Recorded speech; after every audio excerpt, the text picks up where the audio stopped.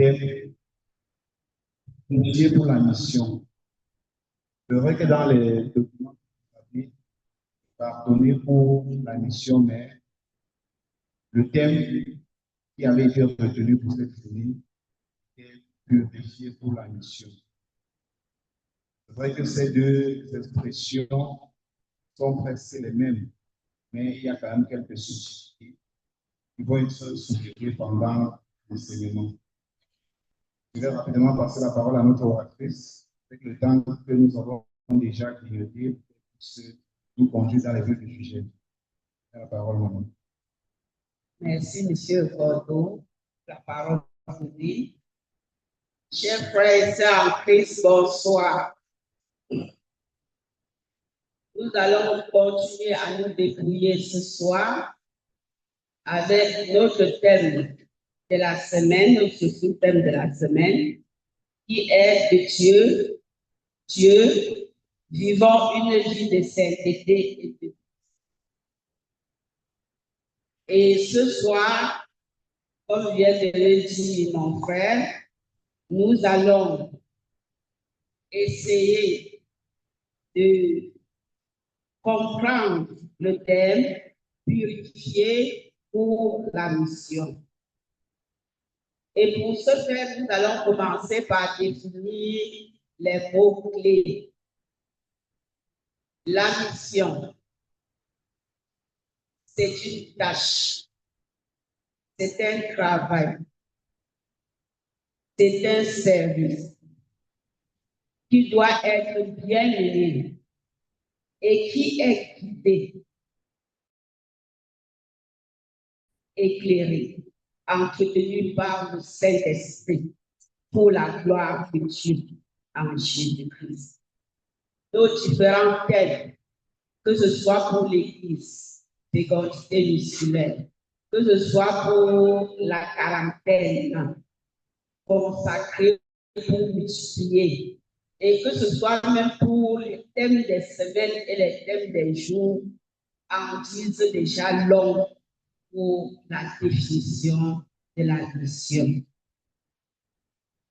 Purifier, c'est rendre pur, laver, se débarrasser de ce qui souille, se débarrasser des impurités. Pur, c'est le synonyme de saint.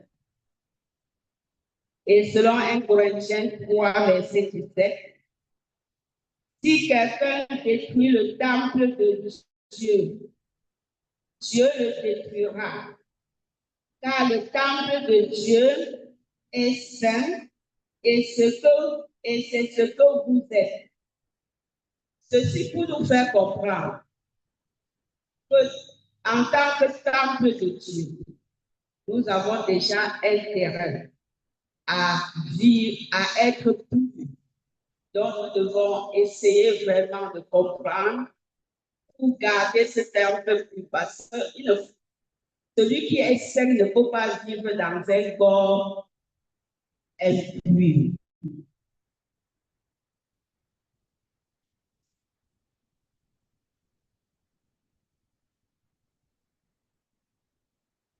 Pur signifie ici également mélange, sans mélange, absolu, parfait. On ne mélange pas Dieu. Soit c'est Dieu, soit ce n'est pas Dieu. Pas d'apôtre, pas d'ajout, pas de mais.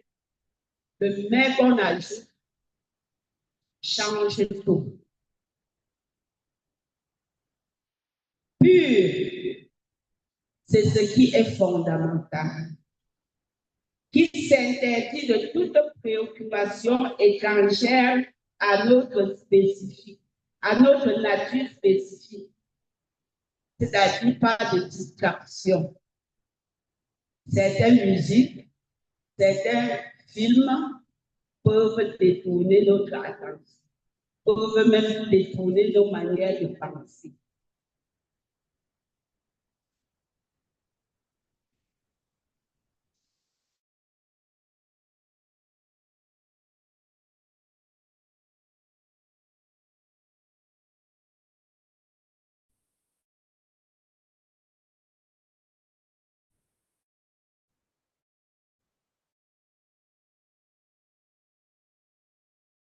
Saint-Esprit, ou bien même nous avons accepté des personnes étrangères à notre nature divine.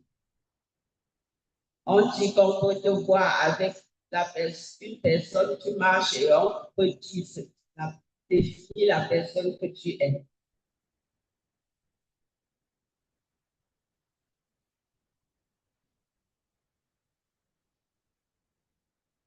Pour les païens, se purifier, c'est d'abord commencer par confesser et accepter Christ comme Seigneur et Sauveur. Déjà. C'est même ce qui a été dit avant, ceux qui ont déjà confessé Jésus-Christ comme Seigneur et Sauveur.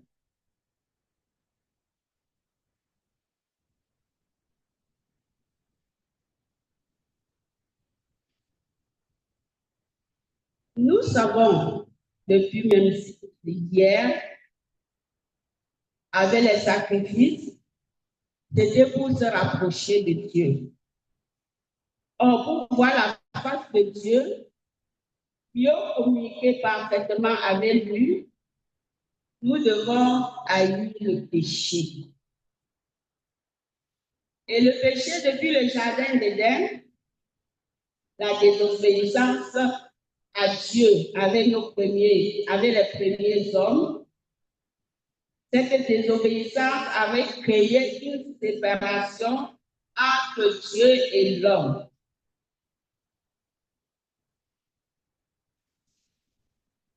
Or, Dieu, fidèle à l'amour qu'il a envers les hommes, va exiger qu'un sacrifice d'animal soit fait pour le pardon de l'homme, avec un processus bien indiqué, comme l'orateur nous a bien détaillé hier soir.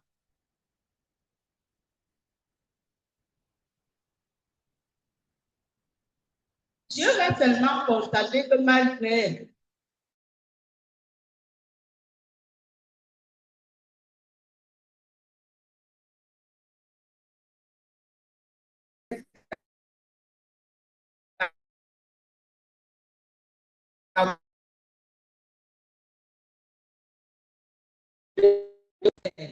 donc, ce qui fait que c'est plus tard avec la nouvelle alliance qui sera obligé d'envoyer son fils Jésus-Christ mourir sur la croix pour chercher à nous réconcilier avec Dieu. Et ce système de purification est la bienvenue ce soir. Pourquoi? Parce qu'aujourd'hui encore, même si ce n'est pas les mêmes péchés que dans le passé, nous vivons encore avec le mensonge, le faux témoignage,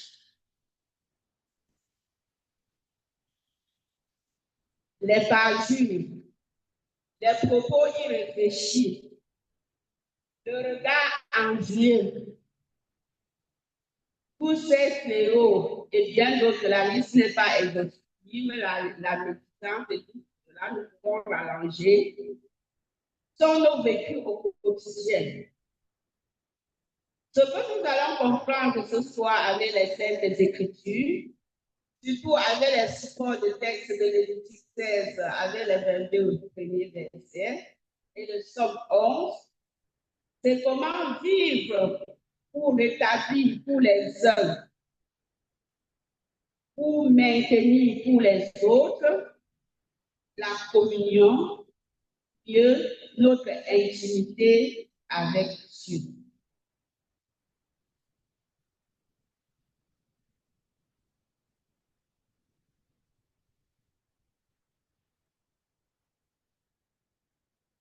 S'il vous plaît, vous pouvez ouvrir votre Bible, mais au lieu de texte de Lévitique, Je préfère prendre le texte parallèle de Hébreux 9, les 10 premiers versets. Pourquoi cela? Parce que le texte de Lévitique qui nous porte beaucoup a pour titre le grand jour du pardon pour la fête annuelle d'expiation, pour apaiser la colère de Dieu contre les souillures et la non-observation des règles religieuses. Et dans Hébreux 9, les 10 premiers versets, ça nous donne en même temps des explications de ce texte de Lévitique et en même temps, nous avons déjà les limites pour comprendre pourquoi Dieu va nous envoyer son Fils Jésus-Christ et nous allons les relever ensemble. Merci. Hébreux 9, les 10 premiers versets. Alors, je lis pour nous dans la version 8 secondes. Hébreux 9, les 10 premiers versets. La première alliance avait aussi des ordonnances relatives au culte et au sentier terrestre. Un tabernacle fut en effet construit dans la partie antérieure, appelée le lieu saint. Était le chandelier, la table et les pains de proposition. Derrière le second voile se trouvait la partie du tabernacle appelée le lieu, le saint des saints, renfermant l'autel d'or pour les parfums et l'arche de l'alliance entièrement recouvert d'or. Il y avait dans l'arche un vase d'or contenant la manne, la verge d'Aaron qui avait fleuri et les tables de l'alliance. Au-dessus de l'arche étaient les chérubins de la gloire, ouvrant de leur ombre le propitiatoire. Ce n'est pas le moment de parler en détail là-dessus. Or, ces choses étaient ainsi disposées, les sacrifices qui font le service entre en tout temps, les sacrificateurs qui font le service entrent en tout temps dans la première partie du tabernacle. Et dans la seconde, le souverain sacrificateur seul entre une fois par an, non pour y porter du sang qu'il offre pour lui-même et pour le péché du peuple. Le Saint-Esprit montrait par là que le chemin du lieu très saint n'était pas encore ouvert tant que le premier tabernacle subsistait. C'est une figure pour le temps actuel où l'on présente des offrandes et des sacrifices qui ne peuvent rendre parfait sous le rapport de la conscience celui qui rend ce culte. Et qui, avec des aliments, les boissons et les diverses ablutions, étaient des ordonnances charnelles imposées seulement jusqu'à une époque de réformation. Amen.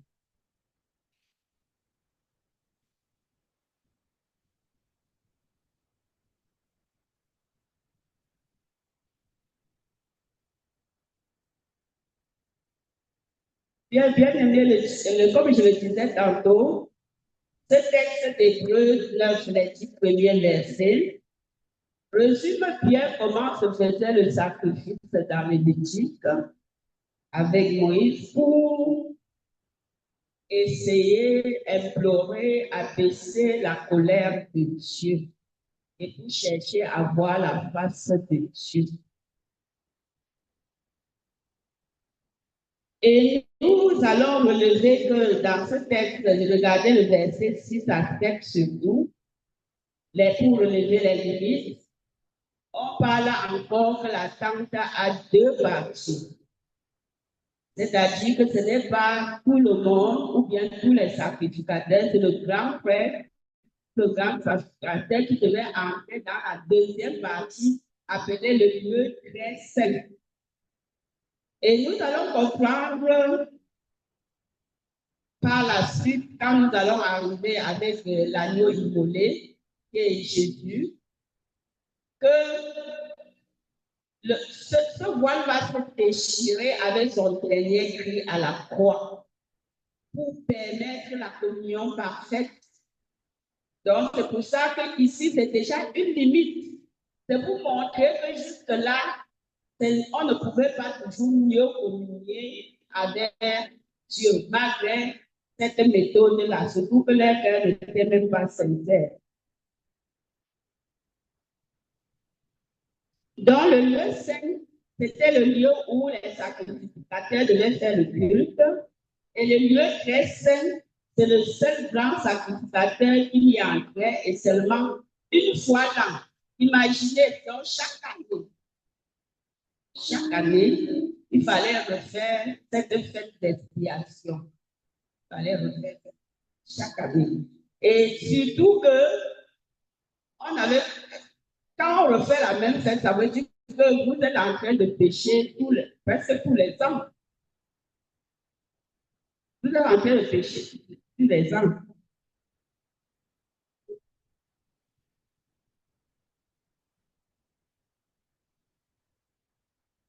Donc, la distinction, la séparation des deux temples signifie donc que le chemin du lieu très saint n'est pas encore ouvert à tous.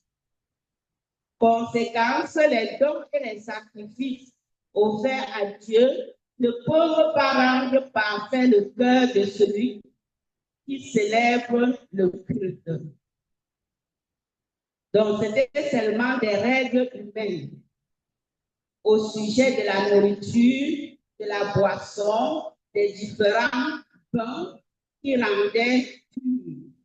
Et ces règles étaient valables jusqu'au moment où Dieu allait changer les choses en nous envoyant son Fils. C'est bien écrit dans le texte. Vous faites relire. J'espère que vous avez vu le verset. Et vous relevez aussi en passant les éléments même de la purification. Il y a de l'eau. Et l'eau, aujourd'hui encore, on l'utilise pour le baptême.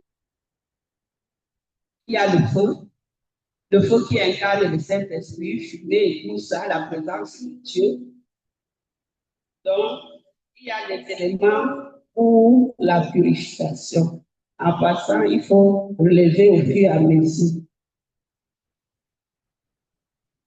Certains chrétiens, par ignorance ou par incrédulité,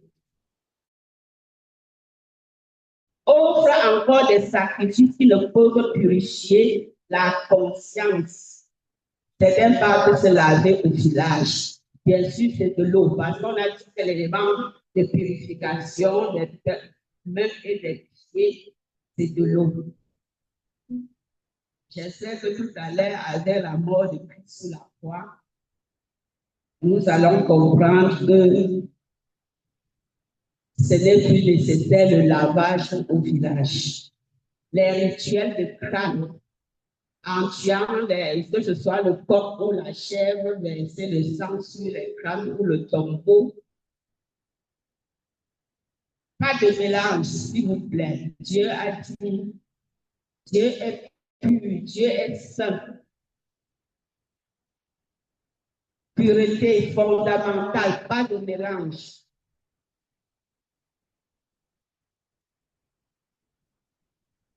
Donc, dans la loi, malgré sa rigueur, ne pouvait sauver ni partiellement, ni définitivement. Raison pour laquelle il fallait chaque fois renouveler les sacrifices. En effet, les différents sacrifices de l'ancienne alliance servaient à préparer l'humanité au sacrifice suprême, celui du Messie, l'agneau de Dieu, sans tache, qui ôte le péché du monde. Le seul sacrifice unique et parfait pour tous, sans distinction de race. Oui. Un peu pour dire que quoi? Pour dire que c'est ce qui s'est passé dans Lévitique, c'était l'ombre à venir, c'est-à-dire que l'agneau qu'on utilisait là-bas ou le bouc ou quoi, maintenant c'est Jésus lui-même. qui est l'agneau immolé. Et c'est le Fils de Dieu est descendu du ciel et qui est venu habiter parmi nous sans péché. Il a subi la souffrance, les injures, tout ce que nous connaissons, jusqu'à être couillé à la croix, sans raison convaincante, pour nous sauver, pour nous rendre purs, pour nous affranchir, pour nous guérir. Et c'est pour ça que la crucifixion, la mort et la résurrection de Jésus, c'est le fondamental de notre foi chrétienne. J'aurais bien voulu que certaines personnes entrent parmi vous, peut-être tout à l'heure avec le partage, avec des mots un peu plus, peut-être juste, puissent encore nous expliquer l'œuvre de la foi.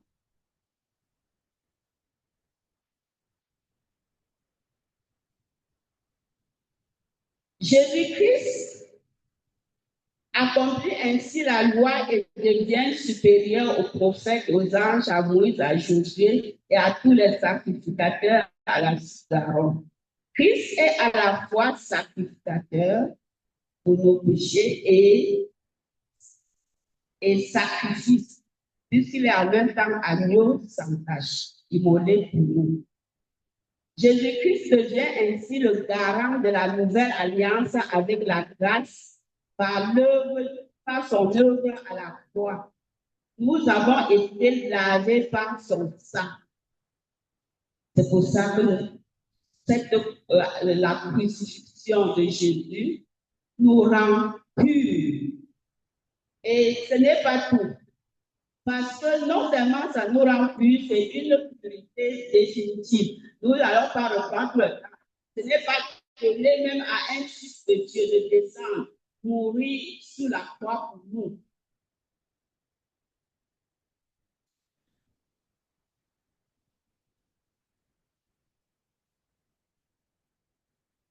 Ainsi, Dieu nous a alors accordé son pardon.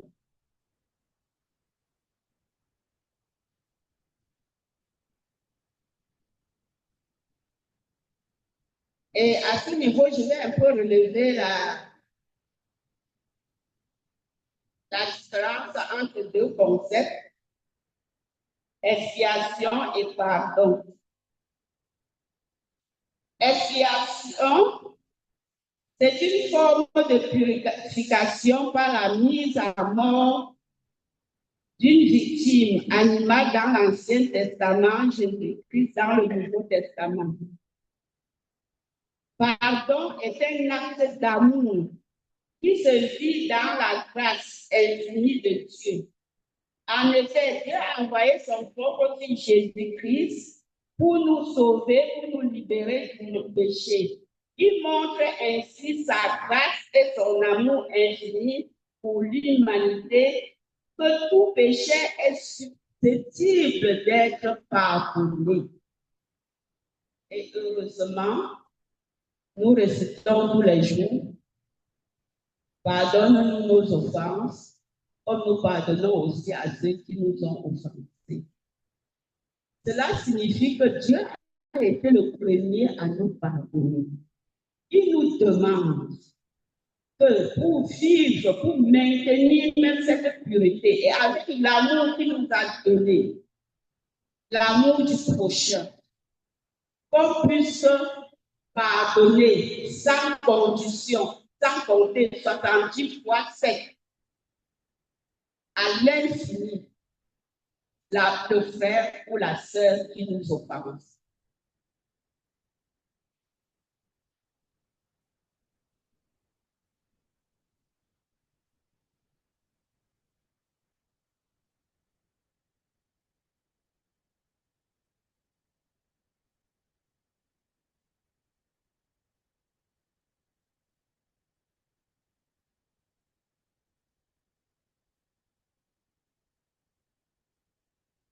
Il convient de relever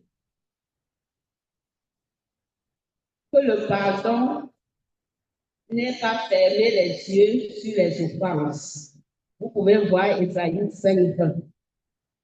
Pardonner n'est pas faire comme si rien ne s'était passé. Vous pouvez lire 2 Samuel 12, 9 à 13. Ce n'est pas se laisser traiter injustement. Somme 37, 21, Proverbe 14, 15, Galates 7. Ce n'est pas pardonner sans raison valable. Les gens qui pêchent volontairement, qui refusent de reconnaître leurs erreurs, de changer et de baisser auprès de ceux qu'ils ont blessés. Proverbe 23, 28, 13. Dans ce dernier cas de non-reconnaissance de l'offense, la personne offensée doit lâcher la colère et abandonner la fureur. Somme 37, verset 8. En ayant la confiance que l'Éternel Dieu en Jésus-Christ touchera ton cœur. Sinon, vous pouvez perdre votre pureté. Parce que l'essentiel ici ce soir, c'est de voir comment rester dans la pureté qui nous a été donnée par Jésus. Sachons donc nous pardonner les uns les autres. Le pardon est tellement libérateur qu'il doit être notre partage. Jésus-Christ nous a pardonné, alors pardonnons-nous les uns aux autres comme Dieu nous a pardonné en Christ. En le faisant, nous allons vivre l'unité et la réconciliation de la famille, de la nation, du pays, pourquoi même pas du monde entier.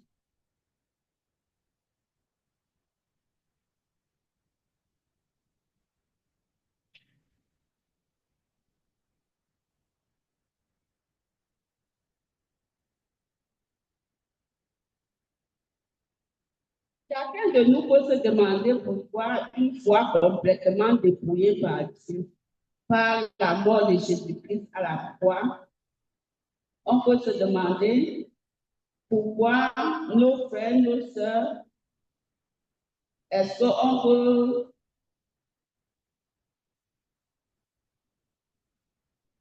est-ce qu'on a l'assurance du salut? Je vais dire non, parce que quand on est chrétien, nous sommes des pécheurs repentants. Si à jamais nous tombons, il faut qu'on se relève. C'est-à-dire qu'on confesse le péché et on l'abandonne. Si nous confessons un péché et demain c'est le même péché, peut-être même à la même personne, même si ce n'est pas à la même personne, ce n'est pas tout. Ça veut dire que vous êtes en train de tenter Dieu, vous n'avez pas abandonné le péché. Pour les païens qui n'ont pas encore confessé Jésus-Christ, comme je l'ai dit, s'il vous plaît, commencez par confesser Jésus-Christ comme Sauveur et Seigneur. Parce que comme vous l'avez souligné tout à l'heure, c'est celui-là qui est mort à la croix pour tout nous donner. Il a tout accompli. Je dis tout. Nous avons tout dans lui. Nous chantons la santé, le pardon, la vie, l'amour, tout. N'endurcissons pas le cœur à l'écoute du Saint-Esprit. C'est-à-dire, il faut être un peu comme le fils prodige. Dès que l'Esprit te parle, que tu as mal fait, pardon, retourne, regrette, tu retournes, tu reviens vers le Père. Ton Père, tu abandonnes. Obéir et mettre en pratique la parole de Dieu. La parole est une lampe à nos pieds et la lumière sur les pieds. Voilà. C'est Somme 119, verset 105. Donc, pour les chrétiens, toujours confesser et accepter Jésus-Christ comme, pour les non-chrétiens, toujours confesser et accepter Jésus-Christ comme Seigneur. Faire mourir les œuvres de la chair pour manifester les fruits de l'esprit.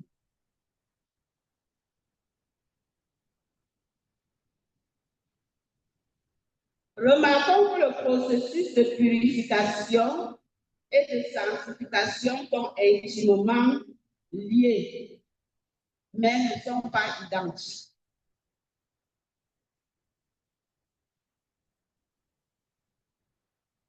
Celui qui est vraiment sanctifié doit nécessairement être absolument pur et net.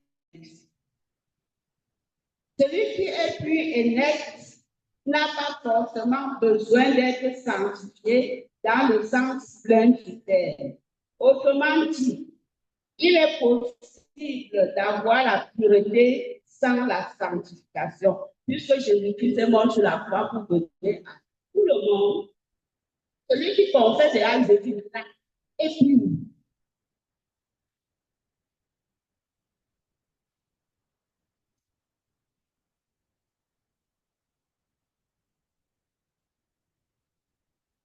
Donc, on complète les éléments de avec le nouveau, dans la nouvelle alliance. Il y a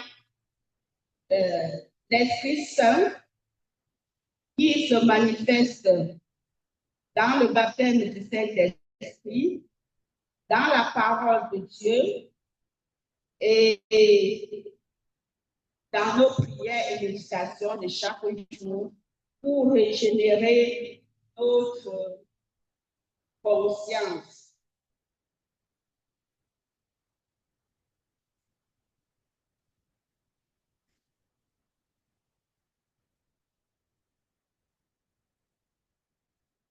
Je vais conclure avec le somme du jour, somme 11. Comme nous avons bien suivi, c'est en Dieu, c'est Dieu qu'on doit choisir, Dieu en Jésus-Christ. C'est Dieu qui doit être notre refuge. C'est Dieu qui doit être notre abri sûr.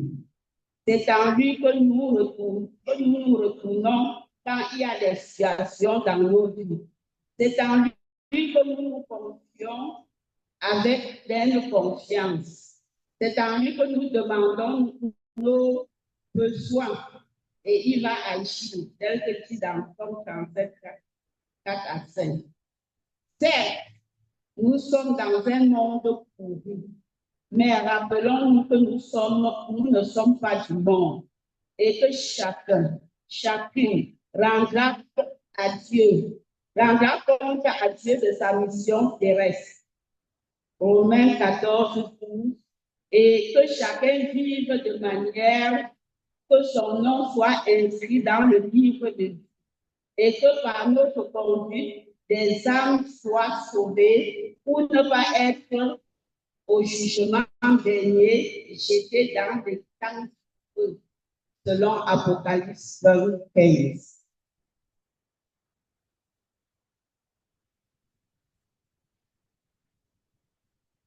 Les hommes purs verront Dieu tel que nous dit la parole dans Matthieu 5, 8. Selon qu'il est écrit dans Hébreux 12, 14, recherchons tous ensemble, frères et sœurs, dans le Seigneur la paix avec tous et la sanctification, sans laquelle personne ne verra le Seigneur. Merci de votre aimable écoute et que Dieu nous bénisse.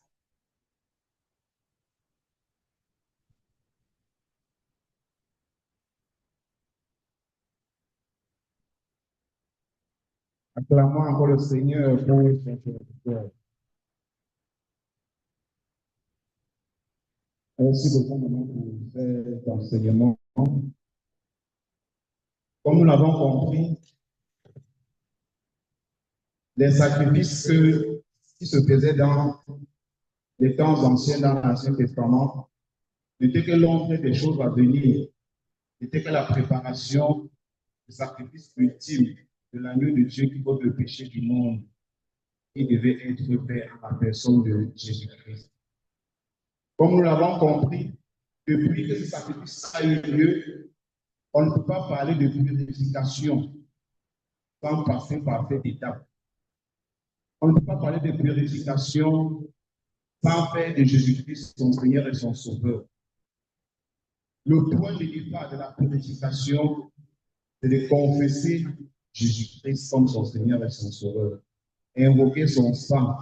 Ce sang-là qui est capable de laver le noir, plus noir que le cramoisi et le rendre blanc comme la neige.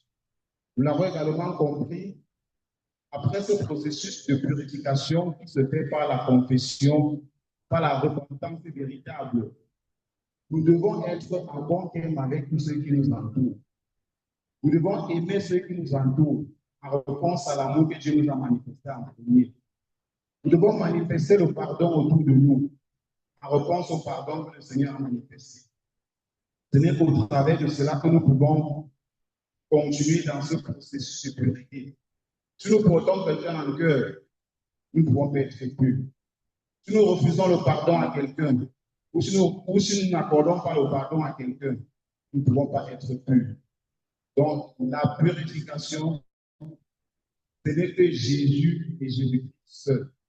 Lorsque nous nous rendons compte en tant qu'enfants de Dieu que nous avons posé un acte ou pensé à quelque chose, ou même dit quelque chose qui ne l'ont pas le Seigneur, pour pouvoir retrouver notre état de pureté, nous devons retourner vers lui pour confesser cet acte-là. Et comme il est fidèle et juste, comme le dit sa parole, il va nous pardonner et il va également nous purifier de toute iniquité, comme le dit sa parole dans 1 Jean 9, verset 9. Alors, nous allons passer à la phase des compléments, des ajouts ou des réponses, des questions et des réponses, si éventuellement il y a des incompréhensions. Passer la parole, la première rangée là. S'il y a des ajouts, s'il y a des nombres dans ces moments qui nécessitent encore des éclaircissements. Oui, frère Zani. Merci, bonsoir à tout le monde. La chose que je voudrais ajouter à cet enseignement que le Seigneur a délivré par sa servante ce soir concerne l'aspect mission. Pour dire que chacun d'entre nous, nous sommes en mission partout où nous nous trouvons, que nous soyons élèves, que nous soyons étudiants, que nous soyons membres d'une famille. Nous sommes appelés à être les ambassadeurs, les représentants de Jésus là où nous sommes. Que nous soyons en entreprise, que nous soyons avec nos voisins, que nous soyons dans nos propres familles. Nous sommes appelés à apporter la lumière. Nous sommes appelés à montrer le chemin. Et le Seigneur nous a envoyés pour le faire connaître à ceux qui ne le connaissent pas encore. Et je crois que c'est vraiment la mission qui nous est commune à tous. Donc, est-ce que nous nous reconnaissons comme missionnaires de la part du Seigneur? Est-ce que nous nous reconnaissons comme étant envoyés de lui? C'est la question que je pense que nous devons nous poser. Et si nous savons que nous sommes en service pour le Seigneur, nous savons que nous sommes en train de travailler pour lui, nous devons nous revêtir de la pureté parce que c'est de là que nous aurons la victoire. En restant dans la pureté, que nous allons remporter toutes les batailles pour la mission et nous serons des missionnaires victorieux. Merci. Merci beaucoup, frère. Merci pour ce complément qui est vraiment très important. Une autre volonté de prendre cette parole, la rangée du milieu. Ici, complément, question. Oui, maman.